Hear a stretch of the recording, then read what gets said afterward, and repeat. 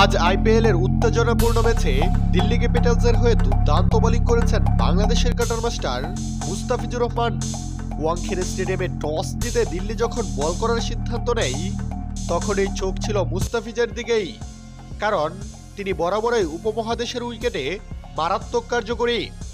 মুস্তাফিজ নিজের প্রথম স্পেলে বল হাতে নেন দুর্দান্ত ছন্দে, মাত্র দ্বিতীয় ওভারেই ভেঙে দেন মুম্বাইয়ের ব্যাটিং লাইন আপের ফিতো।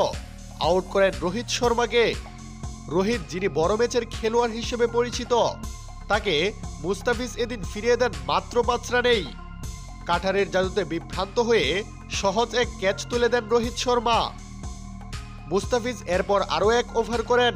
প্রথম স্পেলের মোট 2 ওভারে মাত্র 15 রান দিয়ে একটি মূল্যবান উইকেট তুলে নেন তিনি। এরপর ইনিংসের 14তম ওভারে নিজের তৃতীয় ওভারটি করতে আসেন কাটার মাস্টার। এবার মাত্র 9 রান খরচ করেন তিনি। এরপর শেষ দিকে ডেথ ওভারে নিজের শেষ ওভারটি করতে আবারও আক্রমণে আসেন কাটার মাস্টার মুস্তাফিজুর রহমান। ইনিংসের 18তম ও নিজের শেষ ওভারটি দারুণ করেন কাটার মাস্টার মুস্তাফিজুর রহমান। শেষ ওভারে মাত্র 6 রান খরচ করেন তিনি।